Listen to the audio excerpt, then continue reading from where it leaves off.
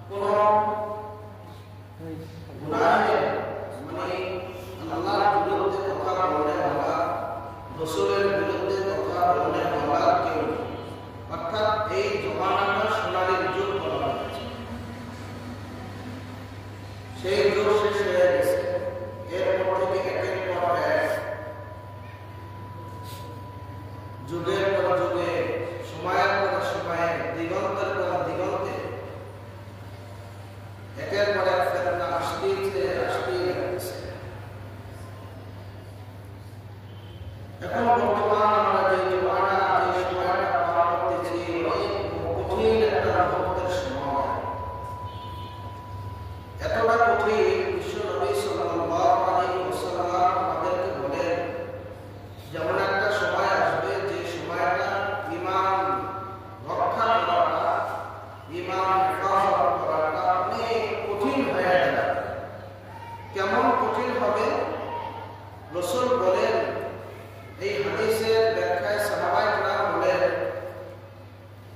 যে একটা পানি কচু পাতার উপরে যেরকম ভাবে স্থিরতা থাকে, ঈমান তেমনটা স্থিরতা থাকতে পারে না। আমাদের অবস্থা এমন হয়েছে, বিশ্বনবীর ভাষ্য অনুযায়ী আমাদের অবস্থা এমনটা দাঁড়িয়েছে যে সকালবেলা ইমানদার, দুপুরে বেঈমান, রাত্রে ইমানদার, আবার ভোরে বেঈমান। এই জন্য বারবার আমাদের সামনে ওলামায়ে কেরামগণ বারবার কোরআন হাদিস দিয়ে আমাদের ঈমানকে তওতাজা করার জন্য, দ্বীনের উপর ইস্তেকাম থাকার জন্য একাধিকবার তালমিল দিয়ে দিয়েছেন। বারবার একই কথাই আমাদের সামনে মুযাকারা করতেছেন। এই জন্য যাতে করে আপনারা ঈমান না হয়ে যান, যাতে করে আপনারা বেঈমান না হয়ে যান। কারণ আল্লাহ রাব্বুল আলামিন সূরাতুল বাকারার মধ্যে বলেন, ইয়া আইয়ুহাল্লাযীনা আমানু কুলু ফিস-সিলমি কাফা। ও দুনিয়ার মুসলমান ইমানদার, আল্লাহ রাব্বুল আলামিন বলেন, আমাদেরকে জানাই বলতেছেন, হে ইমানদারগণ, সাবধান হয়ে যাও, সাবধান, সতর্ক হয়ে যাও। তোমরা সতর্কতা অবলম্বন করে চলো। ফিস-সিলমি কাফা, এবং ইসলামের মধ্যে পরিপূর্ণ প্রবেশ করে নাও। ইসলামের মধ্যে পরিপূর্ণ দাখিল হয়ে যাও। ও ইমানদারগণ, আল্লাহ রাব্বুল আলামিন আমাদেরকে বলেন, ফিস-সিলমি কাফা, এরকম ভাবে তোমরা মুসলমান হয়ে ইসলামের মধ্যে প্রবেশ করো। ইসলামের দ্বীনি হুকুমতগুলো, শরীয়ী হুকুমতগুলো তোমরা পালন করো। পরিপূর্ণভাবে তোমরা আদায় করে নাও রে মুসলমান। কারণ তোমাদের জন্য, তোমাদের পিছনে প্রকাশ্য শত্রু, স্পষ্ট শত্রু রয়েছে, যার নাম কি? শয়তান। ইবলিস শয়তান এমন একজন শয়তান, আল্লাহ তাআলার সাথে বেয়াদবি করার কারণে আল্লাহ তাআলা তাকে লানতের দড়ি পরাইয়া, লানতের জুতার মালা পরাইয়া দুনিয়ার মধ্যে পাঠাইছে। দুনিয়ার মধ্যে পাঠিয়ে মানুষদেরকে শিক্ষা দেওয়ার জন্য, মানুষদেরকে উপদেশ দেওয়ার জন্য এই ইবলিস শয়তানের ফিতনাগুলো আমাদের সামনে বারবার উপস্থাপন হয়ে গিয়েছে। এই জন্য হইতেছে রে মুসলমান, শয়তান আমাদেরকে জান্নাতে যেতে দেয় না। শয়তানের ওয়াদা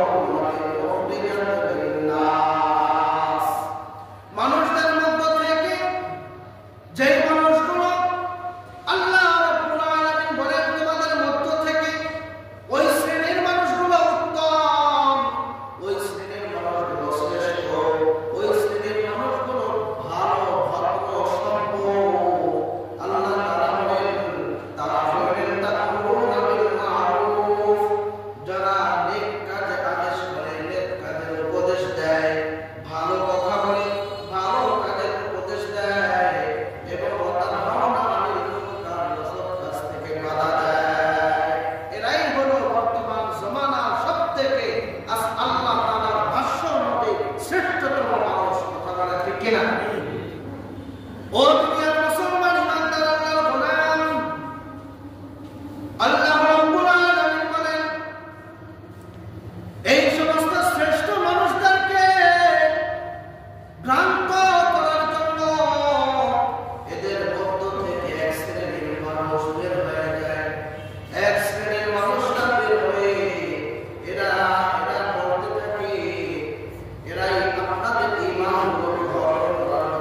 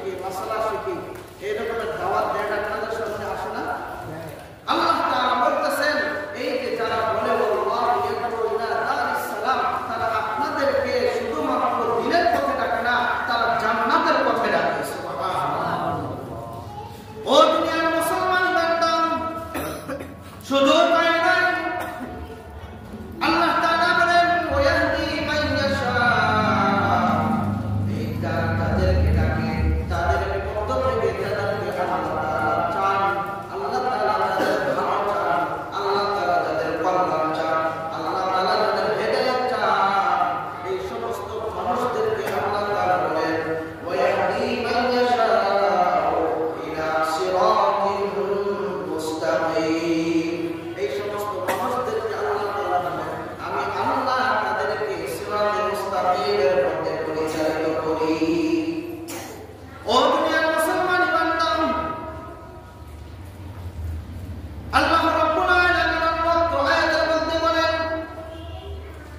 এই দ্বীনের প্রতি ডাকার ব্যাপারে, দ্বীনের প্রতি আহ্বানের ব্যাপারে আজকে এখানে সীমাবদ্ধতা নয়, আজ থেকে হাজার হাজার বছর পূর্বে পৃথিবীর শুরুর থেকে আদম আলাইহিস সালাতু ওয়াস সালাম থেকে নবী মুহাম্মদ রাসূলুল্লাহ সাল্লাল্লাহু আলাইহি ওয়াসাল্লাম পর্যন্ত সমস্ত নবীগণ আল্লাহ তাআলার হুকুমে নবুয়তিতে সেই সমস্ত নবীগণ তার অনুসারী যারা রয়েছে ওই জমানাত ওই এলাকার ওই যুগের মানুষদেরকে জাহান্নামের পথ থেকে জান্নাতের পথে ডাকতেন।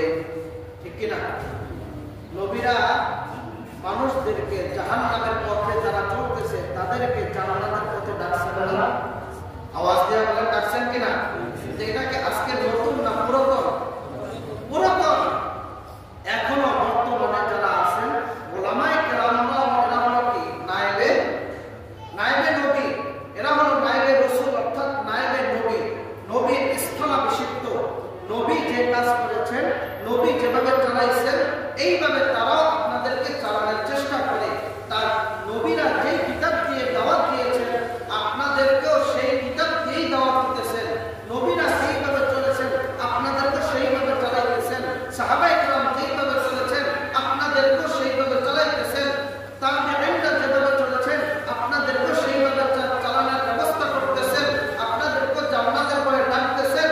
ও দুনিয়ার মুসলমান, শুধু তাই নয়, এই সমস্ত ওলামায়ে কেরামরা আপনাদেরকে আপনাদের কল্যাণ চান না অকল্যাণ চান? আপনাদের ভালো চায় না খারাপ চায়? আওয়াজ দিয়ে বলেন ভালো না খারাপ? ভালো চায়। আপনাদেরকে চাইতেছে আপনারা যেন জাহান্নামে যাইতে না পারেন, আপনারা যেন বিপদগামী না হইতে পারেন, আপনারা যেন শয়তানের পদঙ্ক অনুসরণ না করেন, আপনারা যেন ভ্রান্ত যারা তাদের অনুসরণ না করেন, আপনারা যেন যারা বিদআতি তাদের অনুসরণ যেন না করেন। এই জন্য বুঝিয়ে শুনিয়ে ওয়াজ নসিহতের মাধ্যমে আপনাদেরকে বুঝিয়ে দ্বীনের পথে চালানোর ব্যবস্থা করতেছেন, দ্বীনের পথে চালানোর চেষ্টা করতেছেন, আপনাদেরকে জান্নাতে নেওয়ার চেষ্টা করতেছেন। কথা বলেন ঠিক কিনা?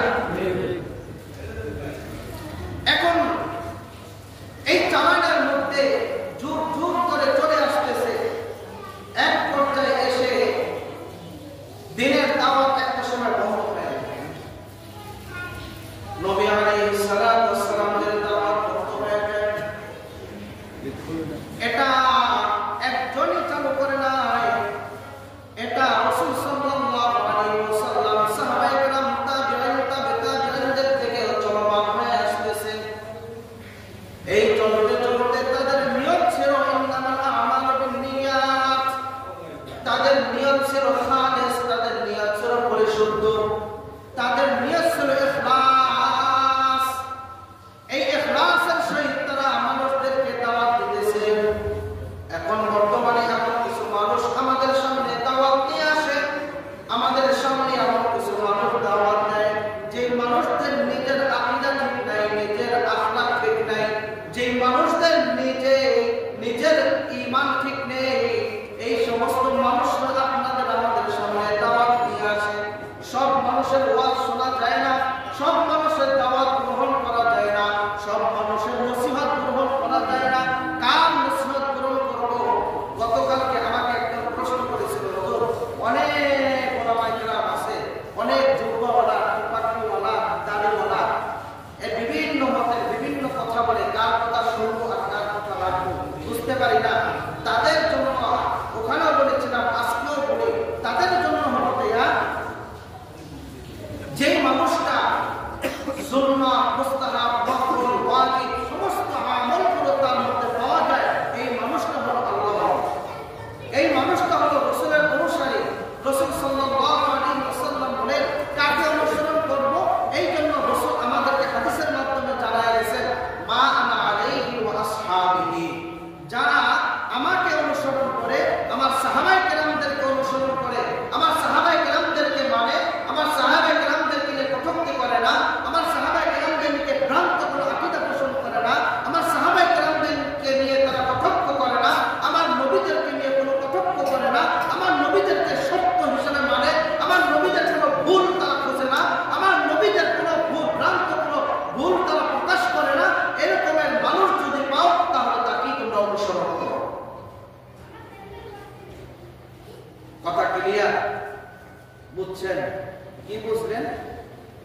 রাসূল বলেন মা আনা আলাইহি ওয়া আসহাবিহি, আমার উপরে আমার সাহাবীদের যারা অনুসরণ করে তাদেরকে তোমরা অনুসরণ করো। তো সাহাবীদেরকে কারা অনুসরণ করে, কারা সাহাবীদেরকে মানে, এখন আপনাদের সামনে প্রকাশ হয়ে যায় কারা সাহাবীদেরকে মানে আর কারা মানে না, কারা নবীদেরকে মানে কারা না মানে না। ও দুনিয়ার মুসলমান, এমন আকীদা, ভ্রান্ত আকীদা বিশ্বাসওয়ালা আমাদের সামনে অসংখ্য মানুষ রয়েছে, অসংখ্য দল, অসংখ্য মত রয়েছে। রাসূল সাল্লাল্লাহু আলাইহি ওয়াসাল্লাম বলেন শেষ জামানায় এমন একটা পরিস্থিতি আসবে, যেই পরিস্থিতির মধ্যে, যেই পরিস্থিতির অবস্থায় ৭২টা কাতার হবে, ৭৩টা কাতার হবে। ৭৩ কাতারের মানুষের মধ্য থেকে ৭২ কাতারের মানুষগুলো জাহান্নামে যাবে, একটা কাতার মানুষ থাকবে, এই কাতারের মানুষগুলো হবে মা আনা আলাইহি ওয়া আসহাবিহি। আল্লাহ রাসূল বলেন এরাই হলো দিয়া জান্নাতের পথের অনুসারী, এরাই হলো আমার অনুসারী, এরাই হলো সাহাবায়ে কেরামদের অনুসারী, এরাই হলো জান্নাতের অনুসারী। ও দুনিয়ার মুসলমান বান্দা, এখন কারা মানে কারা মানে না? ও দুনিয়ার মুসলমান, বর্তমান জমানায় আপনাদের সামনে তাবলীগ নামক একটা সংস্থা আছে না নাই? একটা দল আছে না? অরাজনৈতিক দল হিসাবে আপনারা জানেন, সেটা কোন রাজনৈতিক দল আছে? রাজনৈতিক দল নাকি? না, তারা দ্বীনের একটা দাওয়াত নিয়ে আপনাদের সামনে চলে, আপনাদের সামনে প্রকাশ হয়, আপনাদের সামনে চলে আসে, দ্বীনের দাওয়াত নিয়ে আসে। আসার পরে এদের উসুল হলো ৬টা। কয়টা উসুল? ৬ উসুলের ভিত্তিতে এই দ্বীনের দাওয়াতটা চলে যাবে। ১ নম্বর হলো কালিমা। ১ নম্বরে কি? আপনাদের কালিমাকে শুদ্ধ করে, আপনাদের কালিমার মধ্যে ভ্রান্ত কোনো কিছু প্রকাশ করে না, আপনাদের কালিমার মধ্যে কোনো কালিমা নষ্ট হবে, ঈমান নষ্ট হওয়ার মতো কোনো কথা বলে না, আপনাদের কালিমাকে সঠিক শুদ্ধভাবে আপনাদের সামনে প্রকাশ করে। ২য় নম্বর হলো নামাজের দাওয়াত দেয়। ২য় নম্বর নামাজের শুদ্ধতা শিক্ষা দেয়। ২য় নম্বর হলো নামাজের সহিত আপনাকে শেখায়, কোরআন শেখায়। ৩য় নম্বর হলো ইলম ও জিকির, ইলম ও জিকির। ৪র্থ নম্বর হলো ইকরামুল মুসলিমিন, মুসলমানদের উপর সহযোগিতা করা, মুসলমানদের উপর সহনশীল হওয়া, মুসলমানদের উপর সহানুভূতিশীল হওয়া। ৫ম নম্বর হলো খালিস নিয়ত, সহি নিয়ত। নিয়তটাকে আপনার সহি করতে হবে। আমরা নামাজে আসলাম কেন? আল্লাহকে পাওয়ার জন্য। নামাজে আসছি কেন ভাই? আল্লাহকে পাওয়ার জন্য, না অন্য কিছু, মানুষকে দেখানোর জন্য না। বাসায় আমার বাড়তি মসজিদে আসলাম জুমার দিন, মানুষ আমার টিটকারি করবে, হায় রে সারা সপ্তাহ নামাজ পড়ছ না, শুক্রবার না গেলে তোর কেমন অবস্থা। এই টিটকারি শোনার জন্য আসছি নাকি? না, আল্লাহকে দেখানোর জন্য আসছি। আল্লাহ তুমি আজকের উসিলে আমাকে মাফ করে দাও, আজকের উসিলে আমাকে হেদায়েত দিয়ে দাও, আজকের উসিলে আমাকে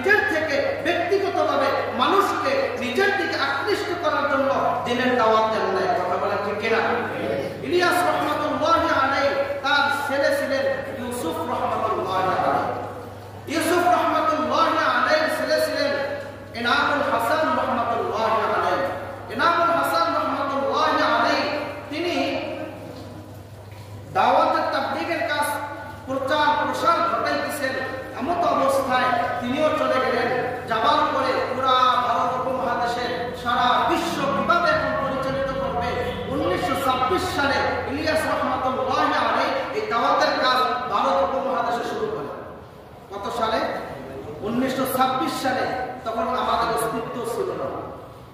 তো তখন থেকে শুরু করে তখন ইনামুল হাসান রহমাতুল্লাহি আলাইহি এই দাওয়াতের কাজ শুরু করেন। এমন অবস্থায় তার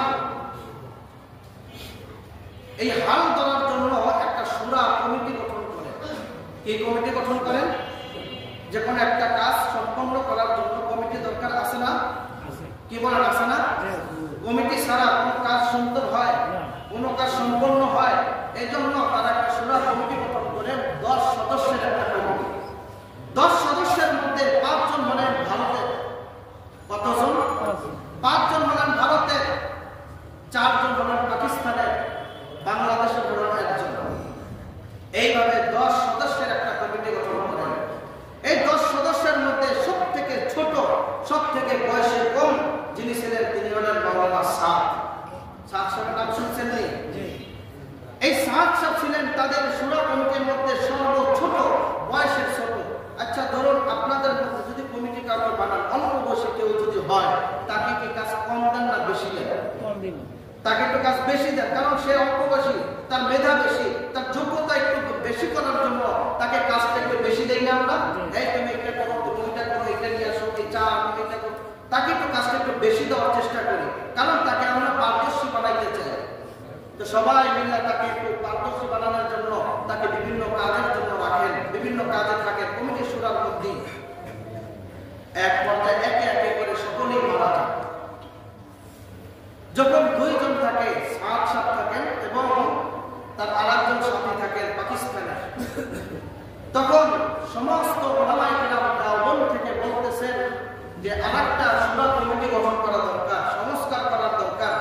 যে 10 জন ছিল সকলে তো চলে গেল, 8 জন চলে গেছে।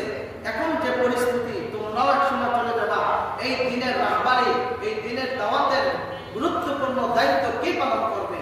এখন একটা শূরা কমিটি করার দরকার। মাওলানা সাদ সাহেব বলতেছে না, কোন কমিটির দরকার নাই।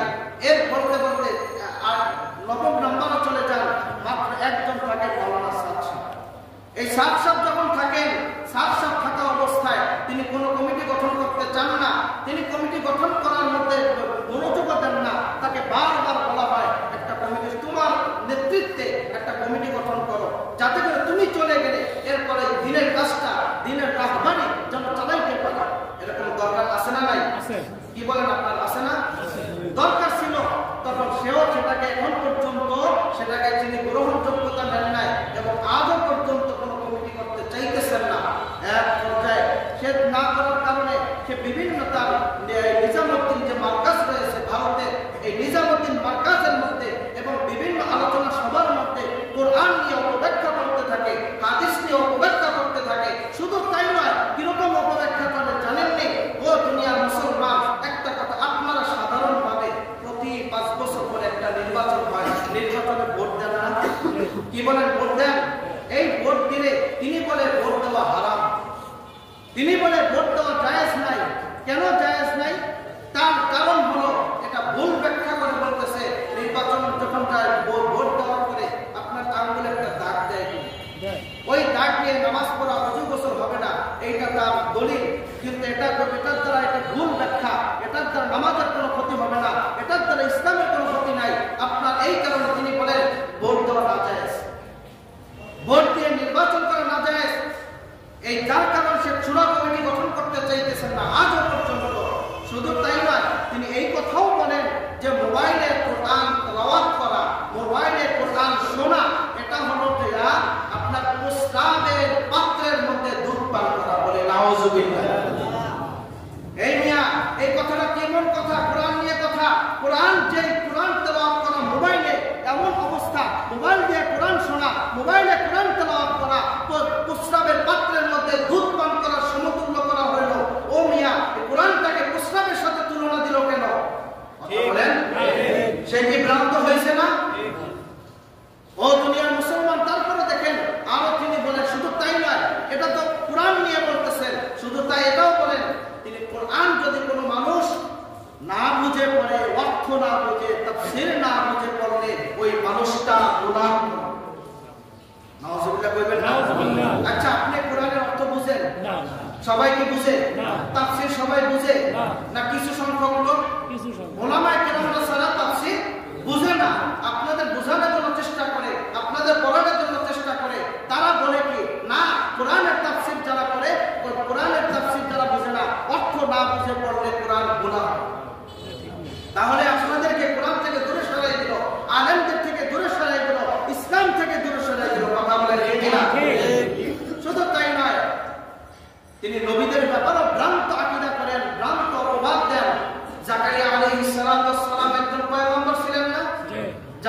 জাকারিয়ার নাম শুনছেন? জাকারিয়া আলাইহিস সালাতু ওয়াস সালামের ব্যাপারে বলেন যে আমাদের আহলে সুন্নাত ওয়াল জামাতের আকীদা হলো কোন ইমাম, কোন নবী, কোন সাহাবায়ে কেরামদের ব্যাপারে কোন ভ্রান্ত আকীদা করা যাবে না। কোন নবী কোন ভুল করেন নাই, কোন নবী কোন দোষ করেন নাই। সমস্ত নবীগণ মাসুম, সমস্ত নবীগণ বেগুনাহ, সমস্ত নবীগণ একেবারে কোন ভুলের দেশ মাত্র পায় না। কথা বলেন ঠিক কিনা? নবীরা ভুল করছেন? হ্যাঁ। জাকারিয়া আলাইহিস সালাতু ওয়াস সালামের ব্যাপারে তিনি বলেন যে জাকারিয়া মাখলুকের কাছে সাহায্য চেয়েছে, আল্লাহর কাছে সাহায্য চায় না। এটা আল্লাহর নির্দেশে গাছের কাছে সাহায্য চেয়েছিল, তিনি নিজে ব্যক্তিগত চান না। শুধু তাই নয়, মুসা আলাইহিস সালাতু ওয়াস সালামের ব্যাপারে বলেন মুসা আলাইহিস সালাতু ওয়াস সালাম আল্লাহ তাআলার কাছে কিতাব আনার জন্য গিয়েছিল তার অনুসারীদেরকে রেখে। তার ভাই হারুন আলাইহিস সালাতু ওয়াস সালামের নেতৃত্বে রেখে গেছিলেন না? কিতাব আনার জন্য আল্লাহ তাআলা ডাক দিয়েছেন। এই সাহাব এই কথা বলে যে সে মুসা আল্লাহ তার অনুসারীদেরকে দাওয়াতের কাজ বাদ দিয়ে সে আল্লাহর কাছে গেছে তার ব্যক্তিগত আক্রোশ প্রকাশ করার জন্য, ব্যক্তিগত অবস্থা সৃষ্টি করার জন্য আল্লাহর কাছে গেছে কিতাব আনতে। বলি নাউজুবিল্লাহ। আল্লাহ তাআলা তাকে ডাক দিয়েছেন, আল্লাহ তাআলার ডাক ছাড়া তিনি যাবেন না। শুধু তাই নয়, নবী মুহাম্মদুর রাসূলুল্লাহ সাল্লাল্লাহু আলাইহি ওয়াসাল্লাম মুসলমানদের কলিজার টুকরা, মুসলমানদের নয়নমণি, মুসলমানদের একটা কলিজার টুকরার থেকেও দামি, মুসলমানদের জানের থেকে দামি, মালের থেকেও দামি এই নবী মুহাম্মদ সাল্লাল্লাহু আলাইহি ওয়াসাল্লামের ব্যাপারে বলেন যে নবী মুহাম্মদের কাছে আল্লাহ তাআলা নবুয়ত দিয়েছেন ভুল করে। আল্লাহ তাআলা নবীর কাছে, নবী মুহাম্মদের কাছে নবুয়ত দিয়েছেন ভুলে। আল্লাহ তাআলা ভুলে দিয়েছেন। তারা কি বলেন? ভুলে দিয়েছেন না সঠিক? না ঠিক? সে যে বলল আমার নবীর ব্যাপারে যে মানুষটা কটাক্ষ করতে পারে, আমার নবীর ব্যাপারে নবুয়ত নিয়ে যে কথা বলতে পারে, ওটা মুসলমান হতে পারে না, ওটা কাফের। কথা বলে ঠিক কিনা?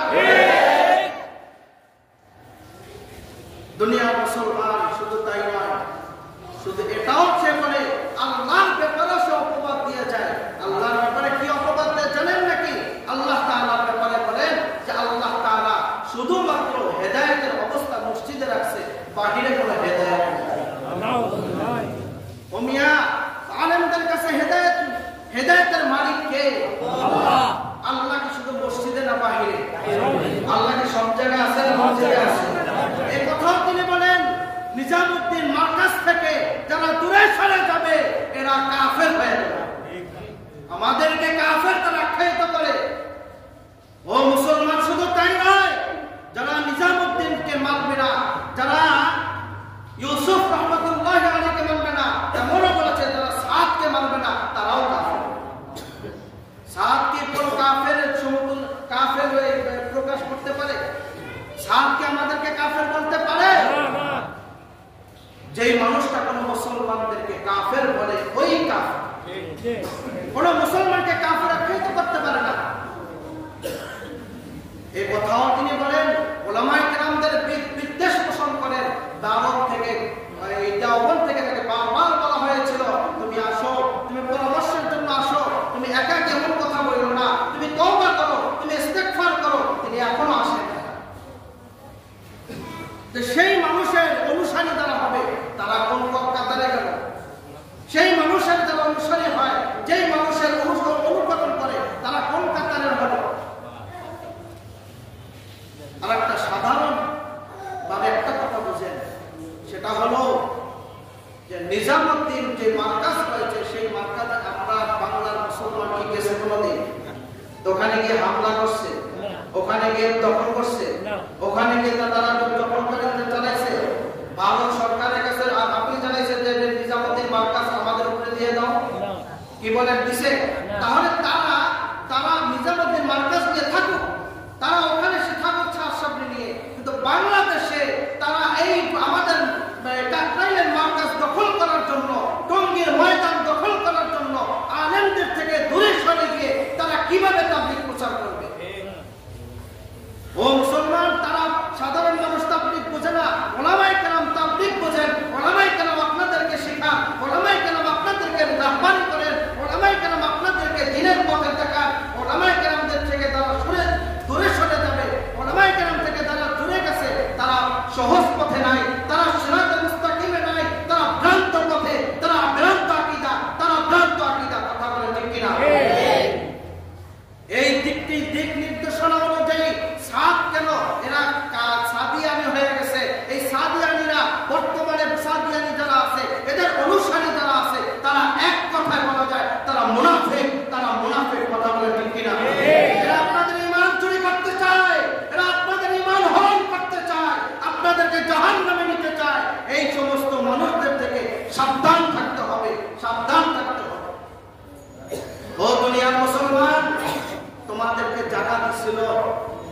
দিয়াবাড়ির ময়দান জানেন কিনা আপনারা?